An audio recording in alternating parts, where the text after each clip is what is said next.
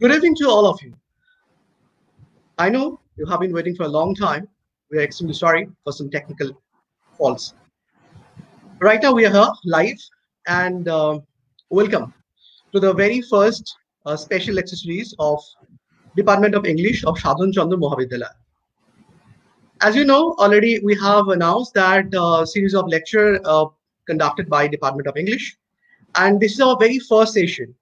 And in this first session, we are really very fortunate to have Dr. Suparna Bhattacharya, who is an associate professor of English of Calcutta Girls College.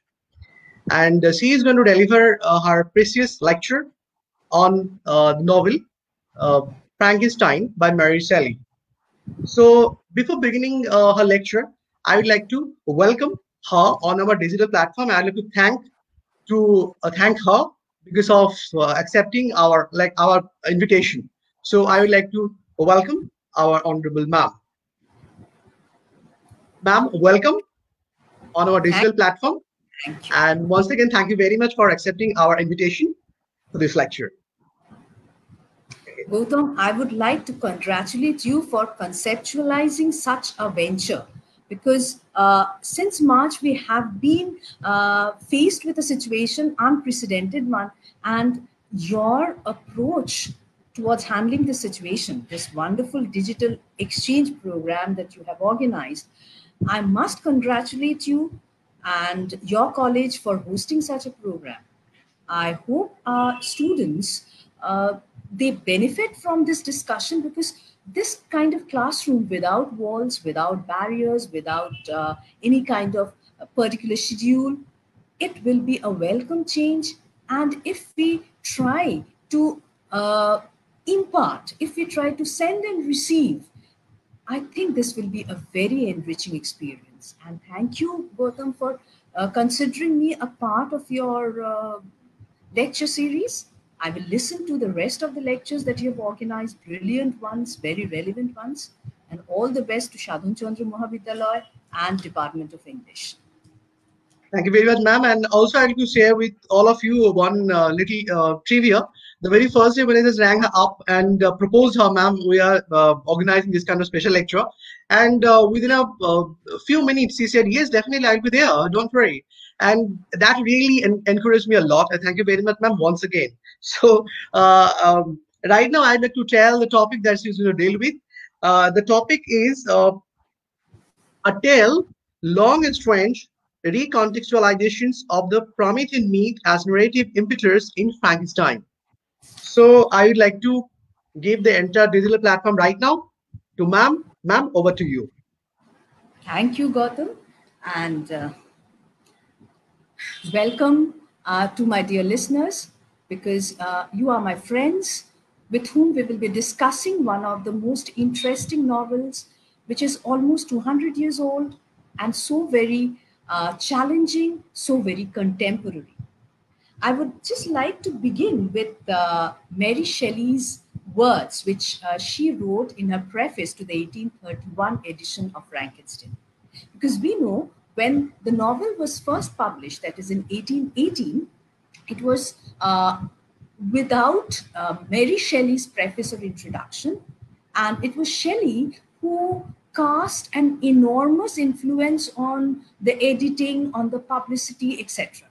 But in 1831, here is something which is Mary Shelley's own words. She says, I quote, I bid my hideous progeny go forth and prosper. I have an affection for it. Yes, we too have an enormous interest and affection for Frankenstein. Among us, I have teachers, I have students who will become teachers. I have students who have become teachers. I have perhaps young students who are thinking of reading Frankenstein very soon. I read this line because this shows how the young author is working into the whole novel, into the whole texture, the woof of the novel, the Promethean myth. So the title of my today's lecture is A Tale Long and Strange, recontextualizations of the Promethean myth as narrative impetus in Frankenstein. The few words in the title which might interest you at the first glance is a tale and the Promethean myth. So how is the Promethean myth integrated into the narrative, and how is this Promethean myth disseminated through this tale? Now, I chose a very wrong word just now about a lecture. Of course, this is not a lecture, this is a discussion, because the whole point of a narration is a communication between the sender and the receiver. We will in this digital platform have an interesting interchange. Maybe during this lecture, maybe later, because this is a text which is marked by modernity, marked by the possibility of multiple interpretations. Okay. Now, let's have a beginning so that we can charter our course through this novel.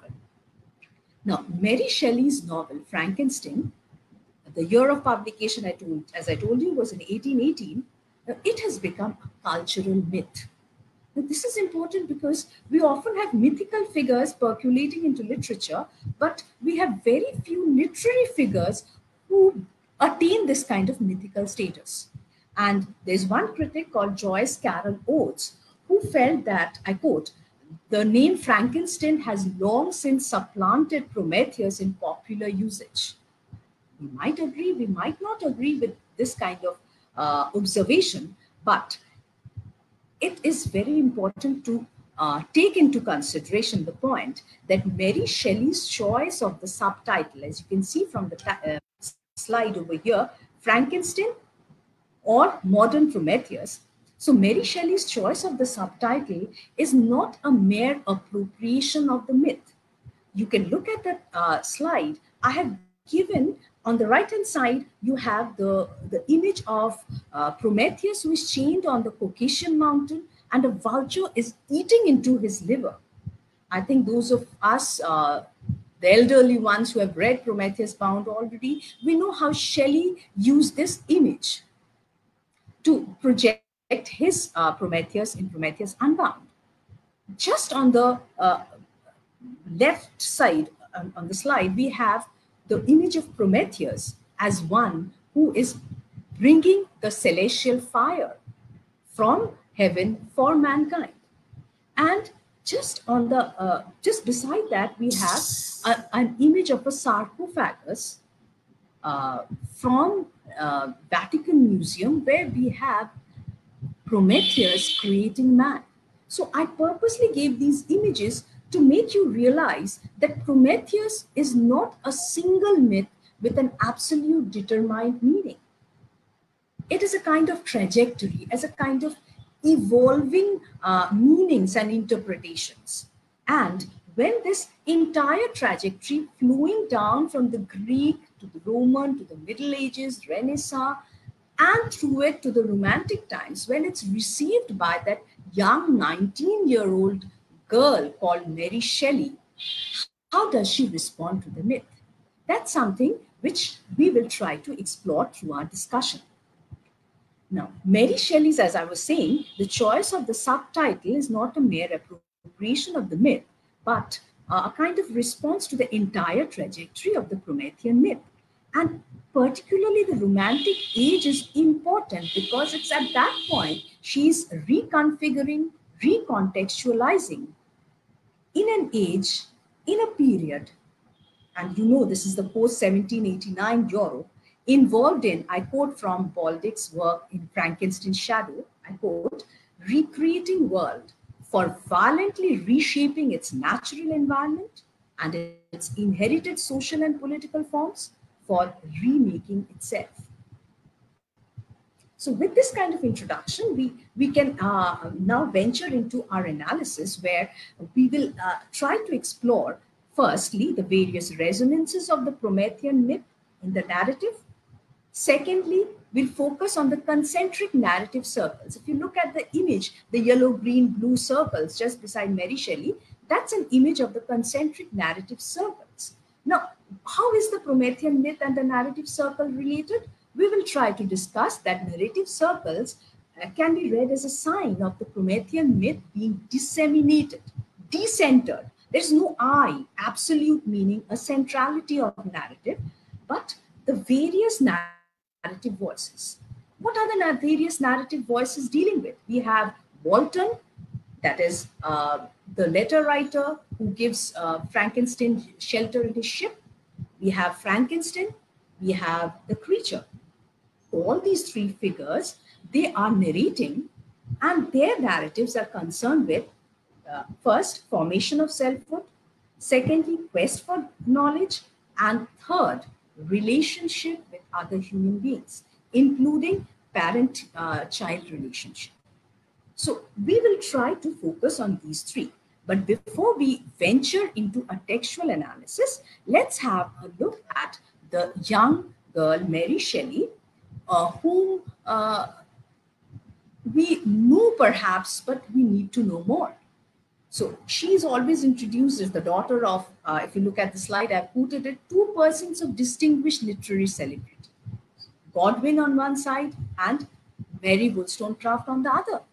And she was the companion and later the wife of one of the most prominent living poets of the time, P.B. Shelley.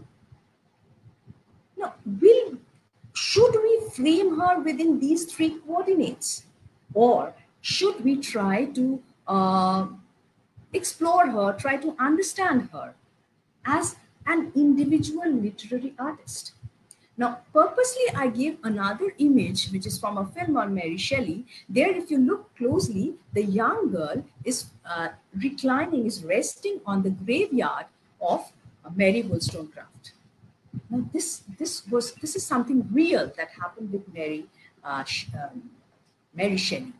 Now, when she was born, Mary Wollstonecraft died at childbirth. And when she was around the age of 3, Godwin remarried, and the new mother had her own set of values, and she felt rather lonely. And she used to sit at the graveyard, at the tombstone of her mother with her books, and even she met Shelley in this place. So she was lonely. She was trying to formulate her selfhood beyond the influences of these two literary figures. And she was also trying to respond to the various socio-political, cultural, literary, scientific waves that were almost encircling the literary circle. And this she was doing through her voracious reading.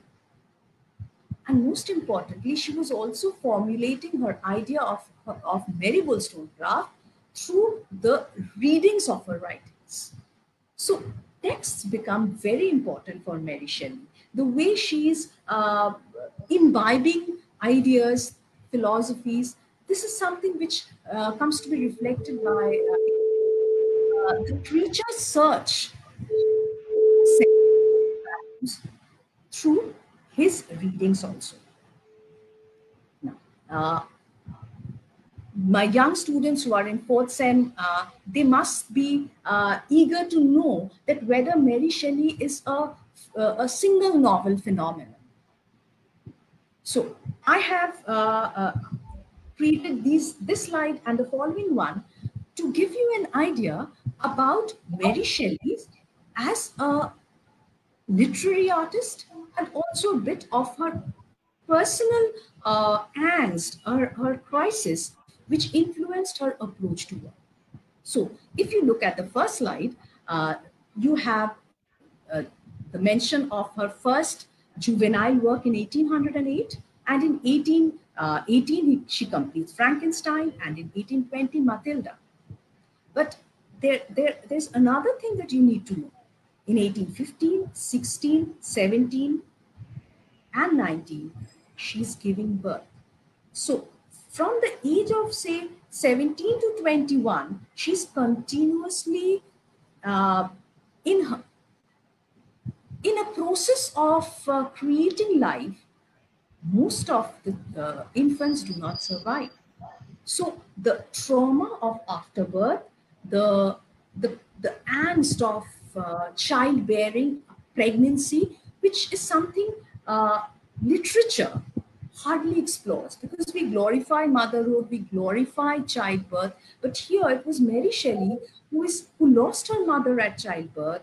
Now she's losing her infants one by one. Now, she is obviously in a trauma. Now, this is a point I'll come back later when I'll be analyzing the Promethean myth, when I'll be analyzing the text. So let's go forward to the next slide. And in the first slide, we saw three literary works by Mary Shelley. And here, in the next slide, you see I have highlighted a few works, some of which are individual works by Mary Shelley, like Valparaiso, The Last Man, which is phenomenal, particularly in this age of pandemic. And after death of Shelley, it was Mary Shelley's efforts in editing his poem, in trying to keep an image for Shelley in the literary and social circle, that became very important for her. So, since this is a discussion more on Frankenstein, I will not be focusing on Mary Shelley as a literary artist, but I hope my young friends would take time off to explore more of her, and maybe engage in kind of research from various perspectives, because Mary Shelley's works are being reread in terms of disability theory, psychoanalysis, feminism, race. And there's an interesting book I came across while thinking about your session, was a book called Black Prometheus. So all these are various gateways for you to reinterpret her work. So I leave it to my young scholars, and I wish to listen to you someday. But let's go ahead. Now, now we come to the central area of our talk. That is, we said we will be talking about Prometheus myth, and we will try to find out how this Promethean myth is interwoven into the narrative circle. Now, this is an image which I gave you in order to have at a glance the narrative structure. So, um, Frankenstein has an immensely interesting narrative structure. And if those of you who are interested in narratology, who are studying Chapman, Janet, you will be very much aware of how Chapman is giving you the sender, the receiver, narrator, narratee, implied author, implied receiver. And Mary Shelley is almost creating a narrative where narratorial positions are so fluid, because the sender, the hearer of one narrator, is becoming the narrator of the other frame narrative. But let's stick to this one. Now, obviously, Frankenstein is by Mary Shelley, but there are several narrative levels. If we read the 1831 introduction of Frankenstein, we'll find Mary Shelley describing the background, how she came across this idea, why we need to mute somebody. To carry on, ma'am. Okay. Yeah, let me continue. Sorry. So Mary Shelley gives you the idea of how in Geneva in June 16, um, they were, that is 1816, they means obviously people whom we see only in the pages of the textbook. Byron, P.B. Shelley, Byron's physician Polidori. It was a stormy summer, and there was a tale fest of ghost stories, and everybody expected Mary Shelley to come out with a blood-curdling tale. And she couldn't. She was stuck. She was having a kind of artist's block. And every morning she had to face the question, are you ready with the story? She wasn't. literary, she had inherited literary reputation, and it was a time now to prove that she was feeling. And one night she heard Byron, Shelley, and Polidori talking about galvanism, how electricity can animate. And this an experiment which was done by Darwin, Erasmus Darwin, not Charles Darwin, about animating a vermicelli. Now, this kind of power of animation, of giving life, infusing life, struck this young girl. And she had a waking dream where she saw this image of a scholar bowing beside a body which was to be animated, a corpse to be animated, and this was the kernel of Frankenstein. So she says, Mary Shelley says, I woke up, and this reminds you of obviously Kubla Khan. She woke up, but she didn't forget the dream. She transcribed it. So that is the yellow, outermost yellow circle, and within this homodiegetic, extra diegetic narration, that is, she's not a part of the narrative. She gives you only a kind of Shehrazadi, what Shehrazadi gives in Arabian Nights, that kind of frame.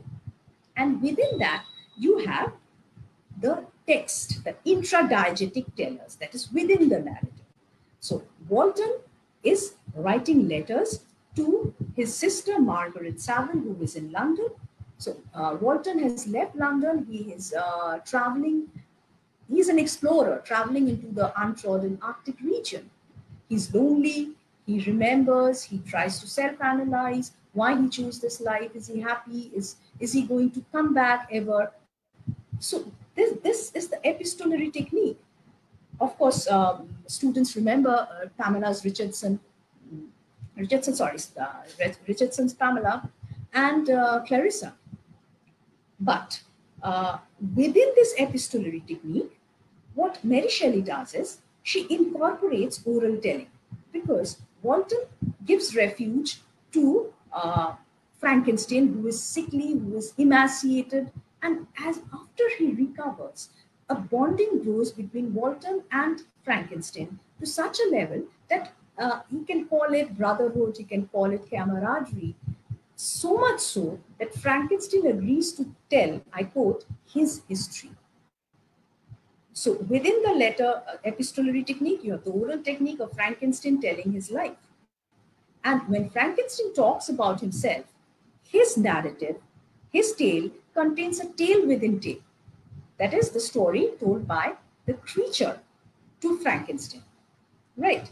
So Frankenstein narrative contains the creature's narrative, right? And what it is about, I'll not tell you now, because as we progress in our discussion, we will be talking about the entire plot. Now, after or towards the end of the novel, when Frankenstein is dead, the creature is there. Frankenstein shrieks, he dies, and then when Walton comes into the room, he's shocked at the hideous creature.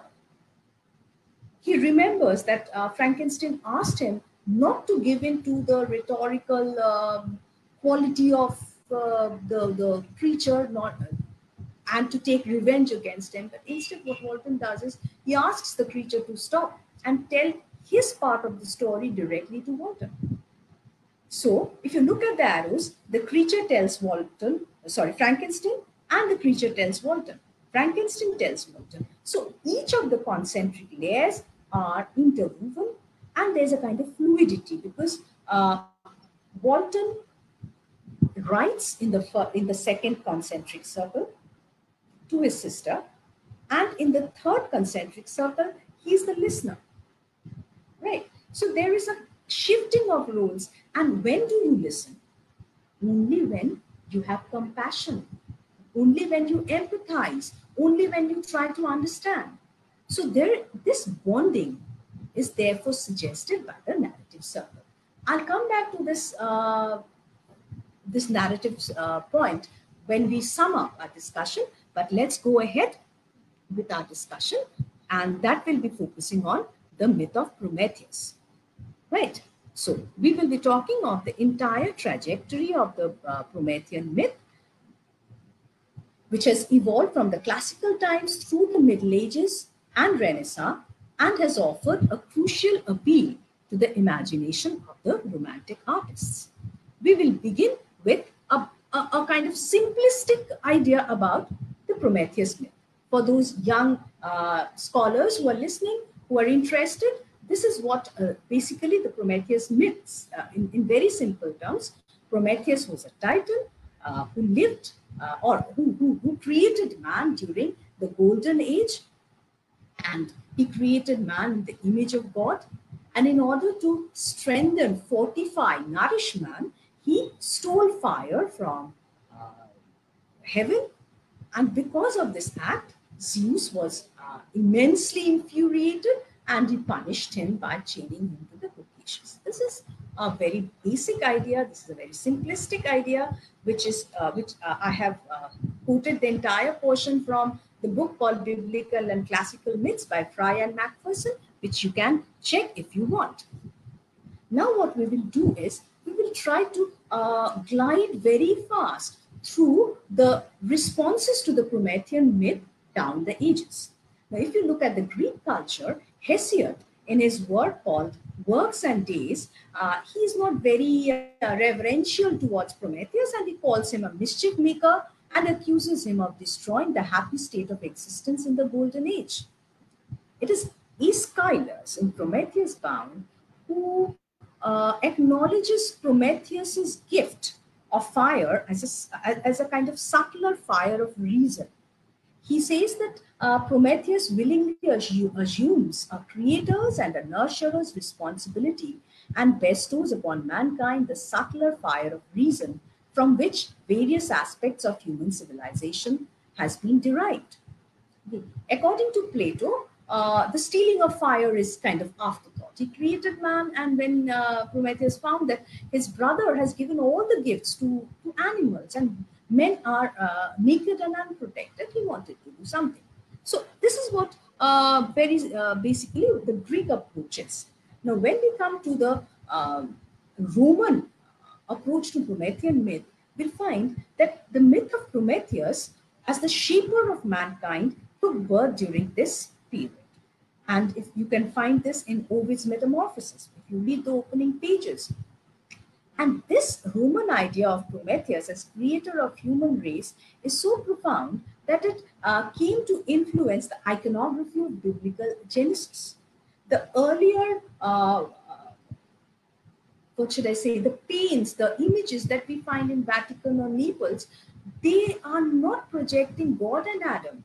But let's look at the next slide. You will find that you will have, if you look at the sarcophagus at Naples or in the Vatican Museum, you have the image of Prometheus creating man and Prometheus creating woman. Now, those of you who have already read Frankenstein, you can connect it very much.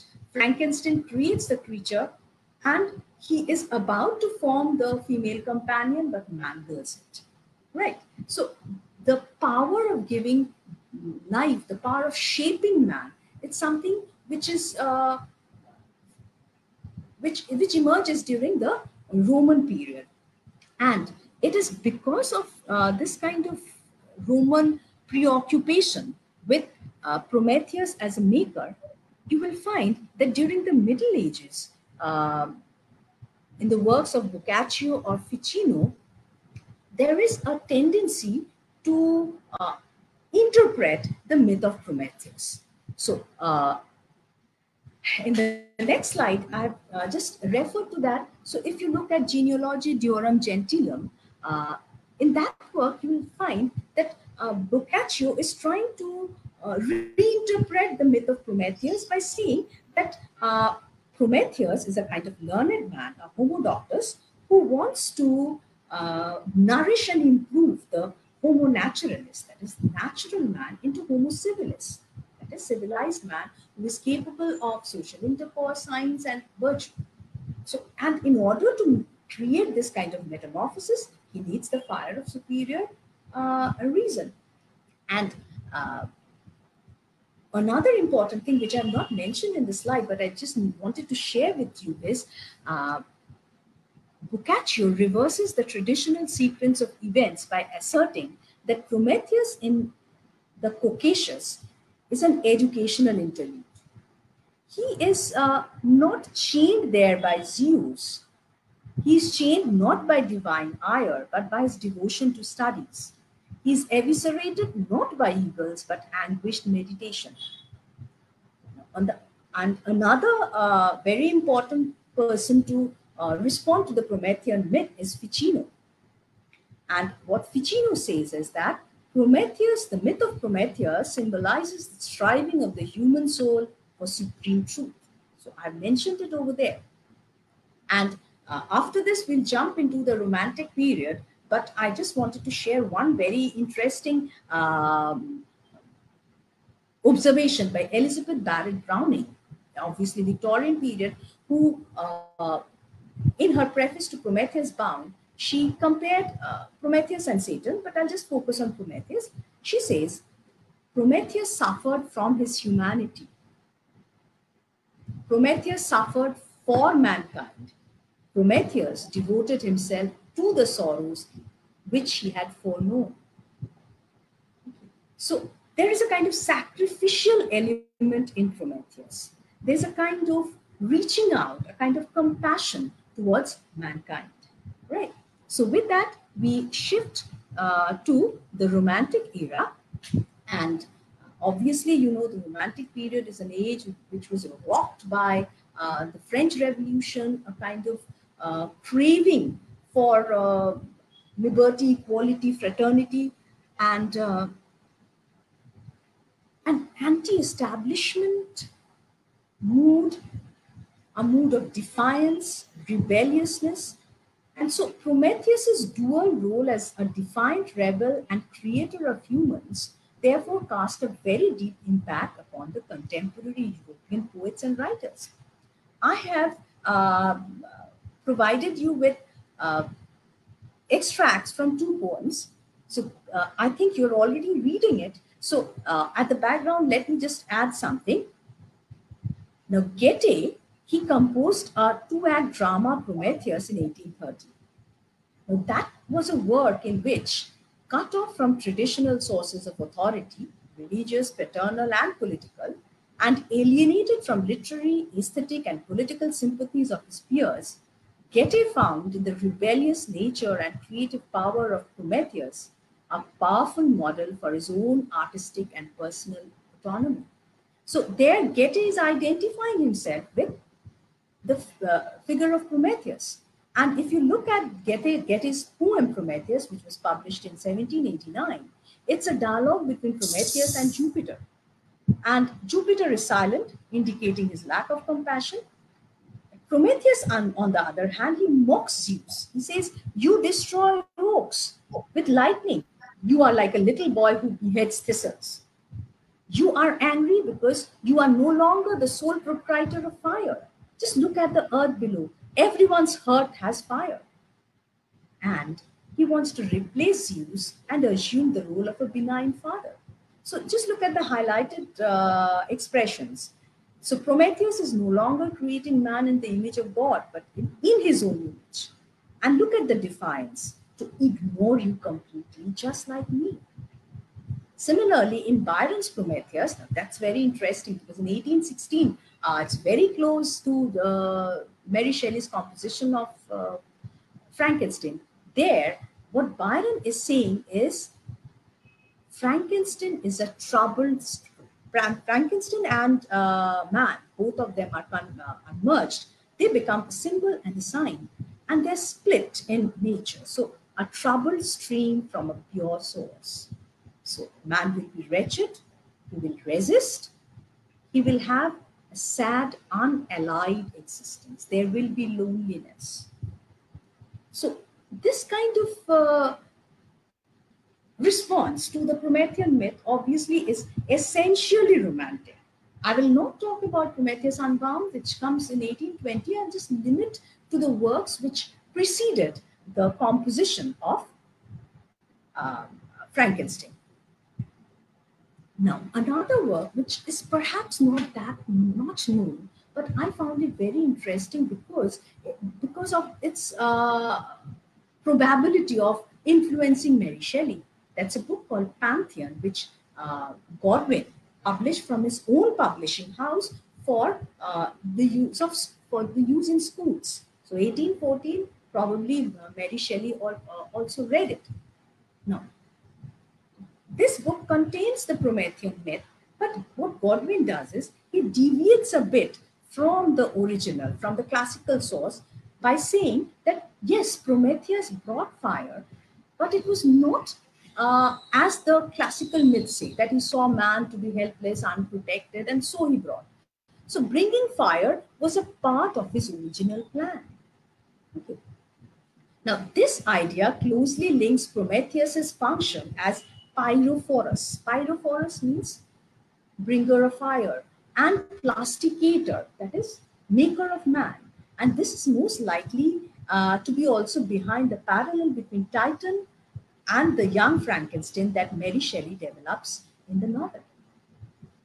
So when she's sitting down to write Frankenstein, if we if we not come back, if we leap forward to T.S. Eliot, she has this long tradition. And as the daughter of two persons, we quoted just at the beginning of the discussion, she obviously was influenced by God, two works of God. And you must keep in mind that in political justice, Godwin had envisaged a society to be a people of men, not children. And when you read Frankenstein, you'll find that the scientist creates fully formed adults. Now, secondly, Frankenstein's career also recalls the disastrous scientific career of the protagonist in Godwin's novel St. Leon, a tale of the 16th century. I just quote a line: I possess the gift of immortal life, but I looked on myself as a monster that did not deserve to exist. So the duality, the split, the dilemma, the incorporation of contemporary science, everything is flowing into the narrative. And one thing, we those are as we have discussed. I think I pointed to something at the beginning when I was talking of Mary Shelley's life. I talked about the childbirth, the trauma, and Frankenstein has become a significant text for feminist scholarship because Frankenstein seems to be distinctly a woman's myth making on the subject of birth. And Ellen Moyer says, especially the trauma of afterbirth. So Mary Shelley is therefore opening up to the Promethean myth from several perspectives. And as reader, when you take each of these perspectives into consideration, you will understand that Frankenstein is not simply a Gothic novel, a tale for curdling. It's a narrative which needs even more close reading. And before I jump to the text, for those interested in Frankenstein, I will just mention another article by Edith Gardner. It's called Revolutionary Readings, and I have given this entire quote, where Edith Gardner says that no one has read Mary Shelley's Frankenstein from the contemporary perspective of Luddite uprisings, the working class. And she says that Frankenstein is the upper class, and the creature becomes the persecuted class who know that he has his rights. He has a right to food, clothing, shelter. He has a right to affection, acceptance. And this is something which Frankenstein is denying. Obviously, this way of reading the novel is maybe you will feel that how can I incorporate this into the Promethean perspective? Obviously, if you remember Goethe, the way he's talking about rebellion, defiance, you will realize that the relationship between Frankenstein and the creature is at once mythical and also contemporary. So this is just a food for thought for those who are interested. And let's go ahead into now. We are into the OT, Operation Theatre. We try to read through the text soon as early as possible, as fast as possible, so that you can also think and give me your responses. Okay. Now, after our discussion of this entire trajectory of Promethean myth, if we come to an analysis of the narrative, we will find that Frankenstein shares certain qualities with Prometheus. But before we go on into this, I began with a quotation from the 1831 introduction, where Mary Shelley is talking of that I have an affection for it. And I said this is a Promethean aspect. Now, the subtitle Modern Prometheus, it reveals obviously a careful reconfiguration that I have been reiterating through my entire lecture. But we will talk of the parallels and then how the parallel with the Promethean myth has been critiqued. First, very simplistically, Frankenstein is a Promethean maker, because when he begins his narrative, when he tells Walton, he talks about his preoccupation with the origin of life. I have given the quotes. Now, if you look at the slide, I have given you the volume, the chapter number, and the page number. And I have been using this book, Frankenstein. It's a Norton Critical, so the page numbers are here. But if you look at the volume and the chapter, you'll obviously find these lines. So he's preoccupied with the principle of life, how to create life. And this is not his primary intention. Now, this is where the parallel with Prometheus comes to be ruptured. He wants to create life because he wants to be respected. There will be a new species who will bless him as creator and source. Now, this is a desire for fame and self-aggrandizement, which we will take up very soon. We will discuss very soon. But apparently he wants to be revered. And thirdly, he wants to possess the secret of creating life. Now, he can create life, fine. But look at what he says. Look at the quotation. I've highlighted the last part. I alone should be reserved to discover so astonishing a secret. There's a kind of megalomania. It's I. And if you look at the whole myth of Prometheus, Prometheus is always sacrificial. He never wants to project himself as a conscious giver who has to be worshipped, right? So the Promethean image therefore becomes critiqued, presented, and simultaneously critiqued. So first of all, he is a maker. Secondly, how is he? And in order to create life, he needs to pursue knowledge, which is again an aspect of the Promethean myth. In order to pursue knowledge, he reads a lot of medieval and Renaissance natural philosophers like Albert Magnus, Paracelsus, Agrippa, joins Ingolstadt University, and I have given a few quotes. He worked hard for nearly 2 years just to realize his intention of animating a corpse. And as I just told, with reference to the previous slide, this entire of preoccupation with the image of maker is his self-interest. Just see the words: immortality and power, sense of self and congratulation, right? Now, this is something which is problematic.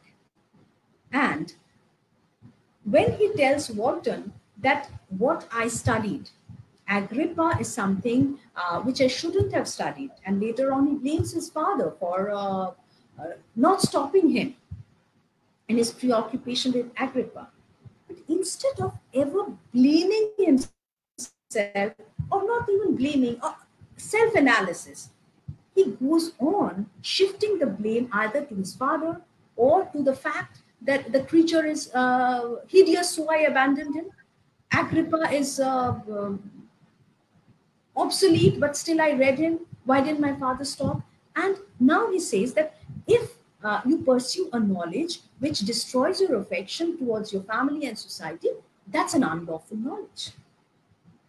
So this kind of perverted logic that he produces towards learning and knowledge rather complicates the parallel between the Promethean figure, but here it's Frankenstein who is split in.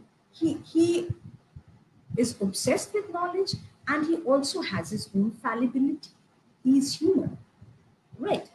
And so we were therefore trying to look at Prometheus first as a maker.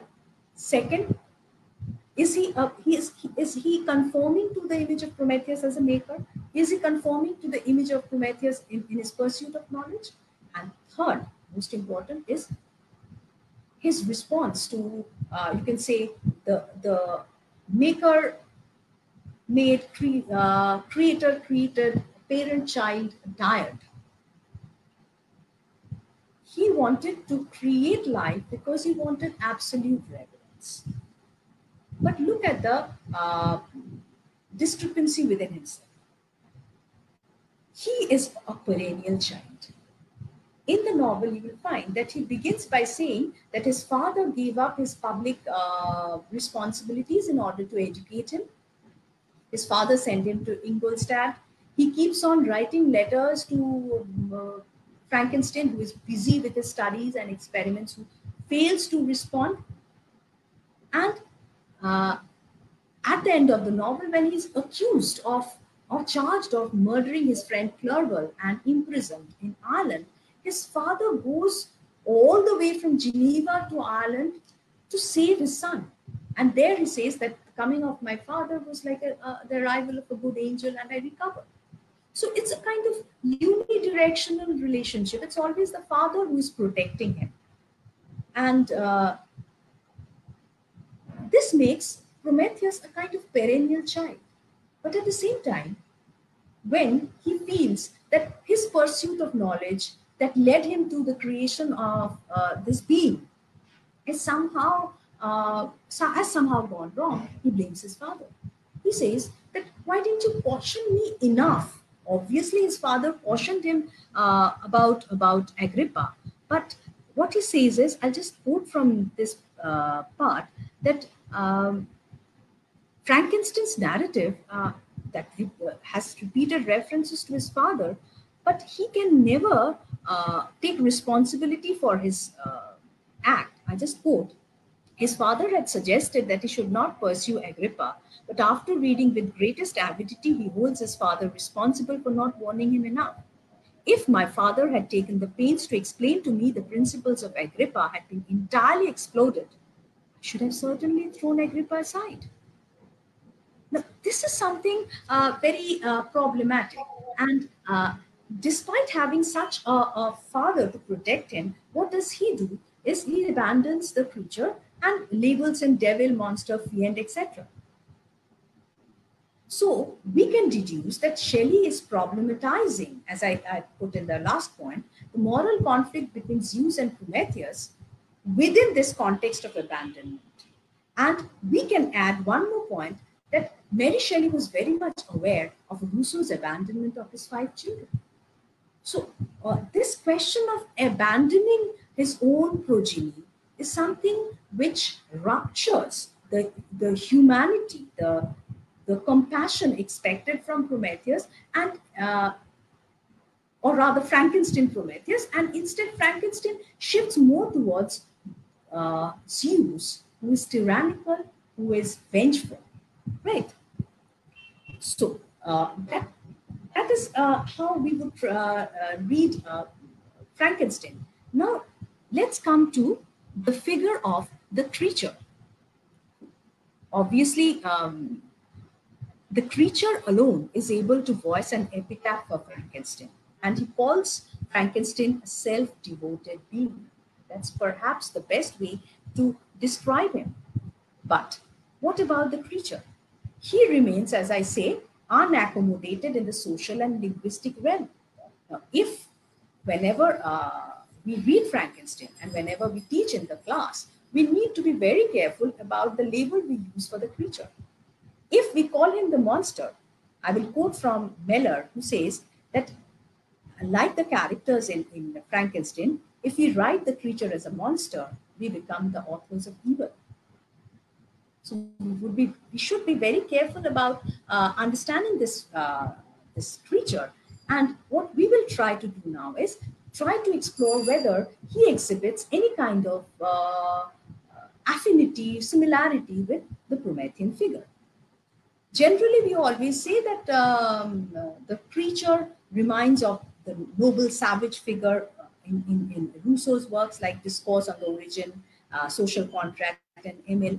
But we should remember that the creature is very fast outgrowing his happy state, and he decides to master the godlike science of language. And why does he want to do so? We will go to that point. He engages in self-fashioning. He reads a number of books, like I've given the names Ruins, Plutarch's Lives, Milton's Paradise Lost, etc. Now, he reads Milton's Paradise Lost as a kind of true history and identifies himself simultaneously with Adam and Satan. Now, as he reads these works, these texts play upon the crucial issues of his becoming process, his identity, nature, goodness and evil, etc. So the value system that he imbibed from his readings gradually become inapplicable in his becoming process, since he is abhorred, hated, attacked, and out of this grows his desperation. So he goes on, when Frankenstein asks, how did life proceed? His question is, who am I? Frankenstein introduces his narrative by saying that he belongs to a well-established family in Geneva. The creature doesn't have a history. There is a complete lack in him. And just like the epigraph from Milton's Paradise Lost, the creature is in an existential crisis. So if you look at the epigraph, Adam questions God's authority in deciding to bring him into being. Did I request the Maker from my clay to mold me thus? Did I solicit thee from darkness to promote me? Now, what happens to the creature in Frankenstein is he's entering a process of self-fashioning through education. He reads these works, and gradually he seems to reject the Platonic concept of essence preceding existence. And his becoming follows the Heideggerian thrownness into being. He is abandoned by his creator for no reason. And he tells Frankenstein, remember that I am thy creature. I ought to be thy Adam. But I am rather the fallen angel whom thou drivest from joy for no misdeed. Now, in his final confession, he also tells that he desired love and fellowship. Now, this is what Sartre calls authentic being. He cannot be anarchical or disruptive to the society. He has to execute his choice while keeping in view the larger benefits of society. So the reason that Frankenstein gives for mangling the creature becomes quite fallacious. Now, the creature had attempted to reach out to the larger society by helping the delineates. He cleared the snow, brought logs for them. But look what the delineates, the beloved cottagers, did to him. And when he finds that he is not going to be accepted by the society, despite his best attempt to fashion his selfhood according to the social norms, his sense of goodness is unsettled and he's propelled towards rage and revenge. Now, this is what Sartre phrases as a kind of journey from in itself to for itself. And this hinges on his idea of a female companion because he thinks of conjugality and domesticity. But when Frankenstein mutilates the female being, he is, of course, nearing his existential annihilation. And finally, if you look at the conclusion of the novel, he's borne away by the waves. He talks about the funeral pyre and he's lost. So, as Gilbert and Huber says in the last quote that appears in the slide, the creature is fated to war like Prometheus on Jovian Frankenstein. So in Frankenstein, the novel, therefore, the myth of Prometheus and the figure of Zeus, they come to be reconfigured, they flow into the narrative, and there's a kind of fluidity, there's a kind of interpenetration of identities, which is essentially modernistic, as I told, as we pointed out in the beginning of our discussion. Now, coming to the conclusion, I think we better round it up, because every discussion needs to come to a point from which new discussions will sprout. And the last point that the last narrator, whom we didn't focus enough, is Walton. Does Walton also share certain Promethean qualities? I'll ask my listeners to think and tell. These are the points I thought, which I summed up in the slide. Now, Gilbert and Huber in Mad Woman in the Attic, they made another interesting point, that Walton, Frankenstein, and the creature, they are obsessed with problem solving and also trying to understand their presence. And in order to do that, all of them engage in narratives of self-representation, self-determination, and these narratives reveal certain common traits, like pursuit of knowledge, need for human companionship, and response to power tactics.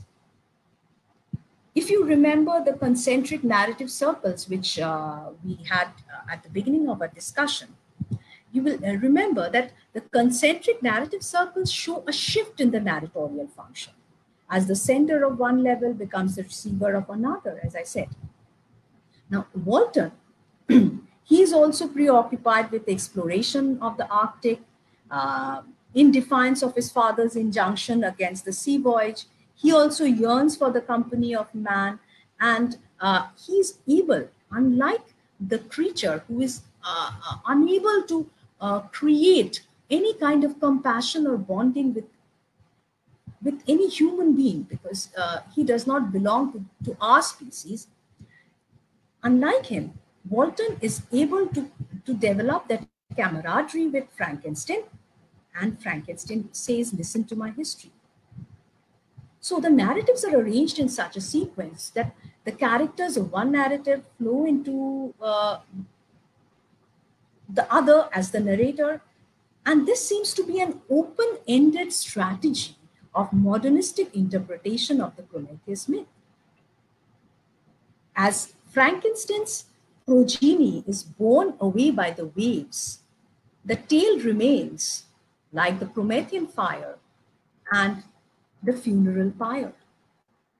I wish to conclude with these two images, because without me talking anymore, these two images will have its own narrative. On one side, you have the Arctic region, the ship of Walton, and on the other, you have the image of Prometheus. And those of you who have already read the novel, they will remember, and those of you who are planning to read the novel, I'll just read the concluding lines of the novel, which will show how relevant this slide is.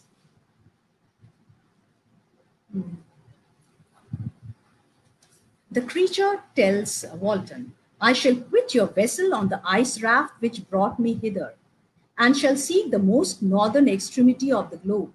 I shall collect my funeral pyre and consume to ashes this miserable frame, that its remains may afford no light to any curious and unhallowed wretch who would create such another as I have been." I skip, and the concluding lines. He sprung from the cabin window as he said this upon the ice raft which lay close to the vessel. He was soon borne away by the waves and lost in darkness and distance. Now, this is a conclusion where P.B. Shelley's influence is very evident, because in the draft, what Mary Shelley wrote was, I soon lost sight of him in the darkness and distance. There was a probability that the creature survives. Now, I'm not ready to say that this conclusion annihilates the creature, because the fire, the fire of the funeral pyre, even if that, the fire element remains. The Promethean fire, which perhaps keeps our interest in interpreting Frankenstein continue. This is a reading list. There are, of course, a number of other books, but these are the texts which I have referred to in my discussion. And I would like to thank Gautam at the end of this discussion, and I hope I could share something with you all. Thank you very much for your insightful discussion. But we have two questions, so Yeah. let's take these questions. Hope you can find this question on your screen. Could you find the question on your screen? 1 second, let me minimize this because it's not visible. If you can't, I'm just reading it out the question, so you can get it. Yeah, please. This question has come from Muhammad Sajid Hassan, and he has written, ma'am, at last most probably we find Walton telling Frankenstein's story to her sister. Can you please explain this? Yeah, this is a very interesting point that you raised, Sajid. So can I call you Sajid? Right. Now, you say that Walton telling Frankenstein's story to her sister. First of all, Walton is not telling, he's writing. Secondly, the sister, Margaret Saville, is in England, and Walton keeps on saying, I don't know whether I'll get back. And thirdly, he says that I'm sending you these letters. When I reach, I would like to see this in printed form. Right. Now, Margaret Saville happens to be the implied reader. Okay. And she never features. This is, there is an ambiguity, an open-endedness, because Mary Shelley never says whether the letters reach her. And another thing that you will find interesting is, look at the initials, Margaret Saville, MS, and it's Mary Shelley, MS. Okay. So, the novel has to end in a circularity. It began with Walton writing letters. Whatever happens is within that epistolary framework, right? So we have to accept that. Ma'am, we have another question from Shonu, most probably. And he's from our college, but he has changed his name on Facebook. So that's why it appears as Shonu. He has asked a question. I have a question, ma'am. Why did the poet fail to create the artificial creature in this novel? Okay. First of all, not poet. Right.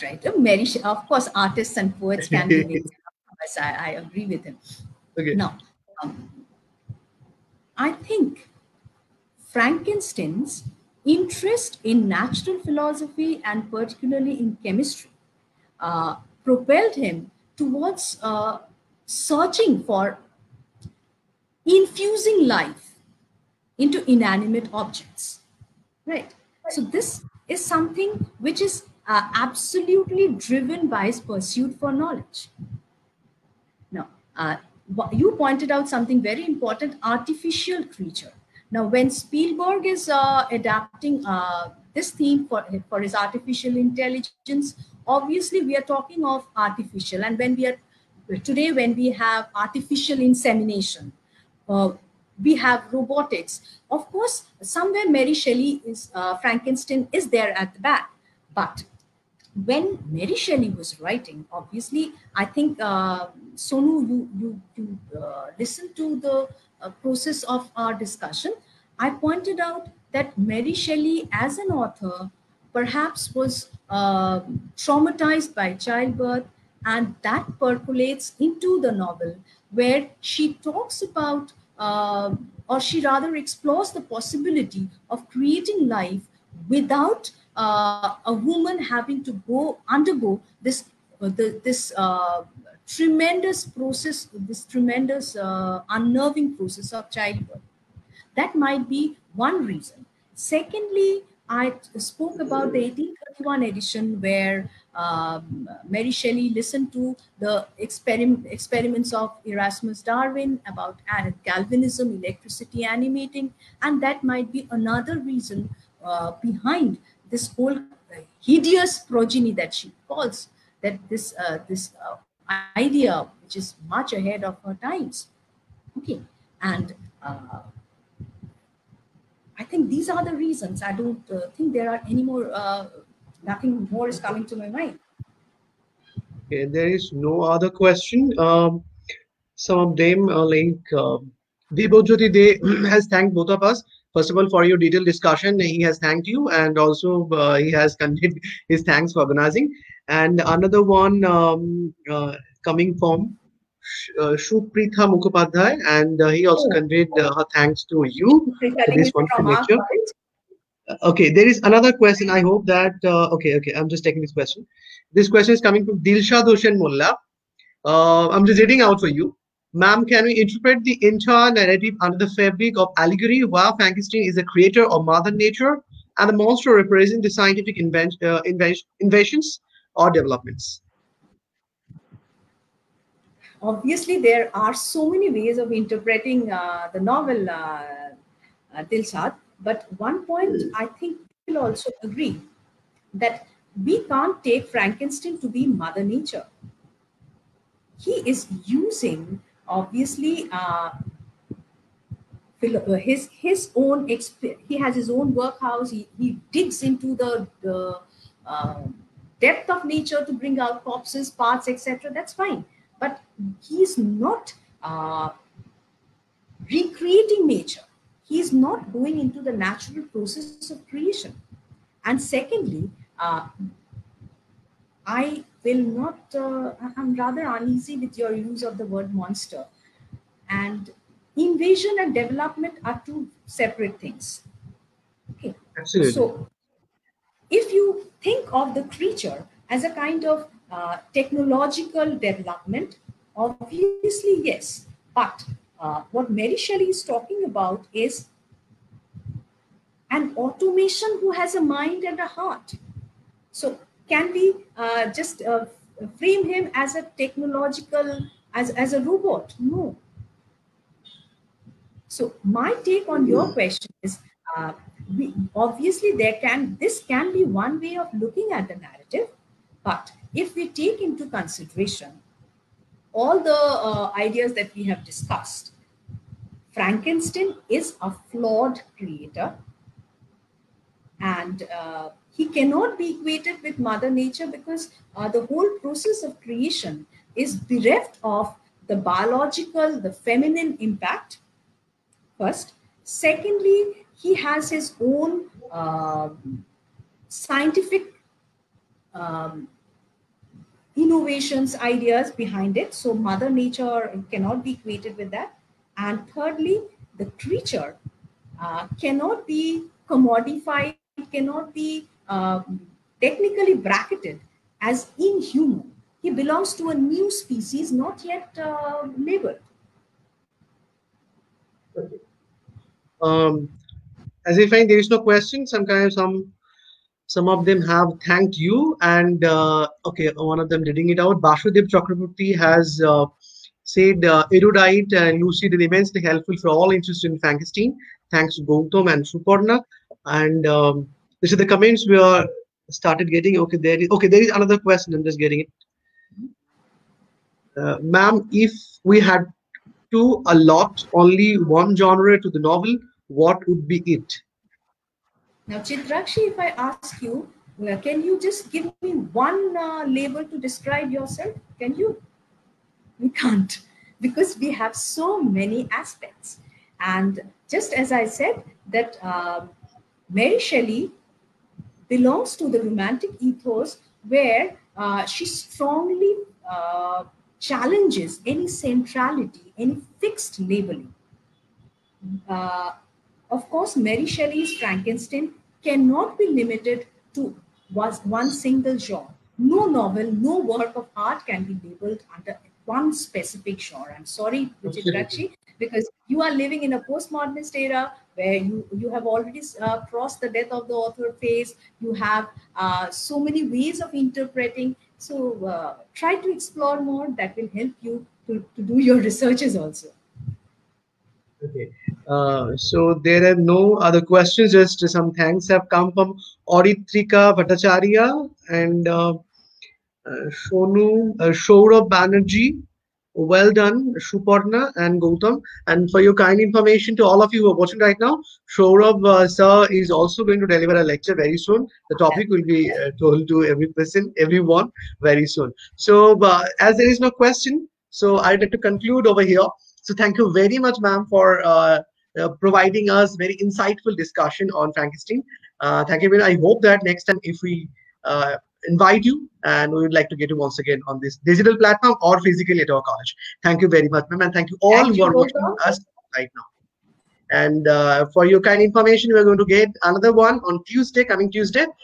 So please be there and hope there will be another insightful discussion. Thank you very much to all of you. Thank you very much to our honorable ma'am once again. So I would like to wrap up over here. Thank you once again.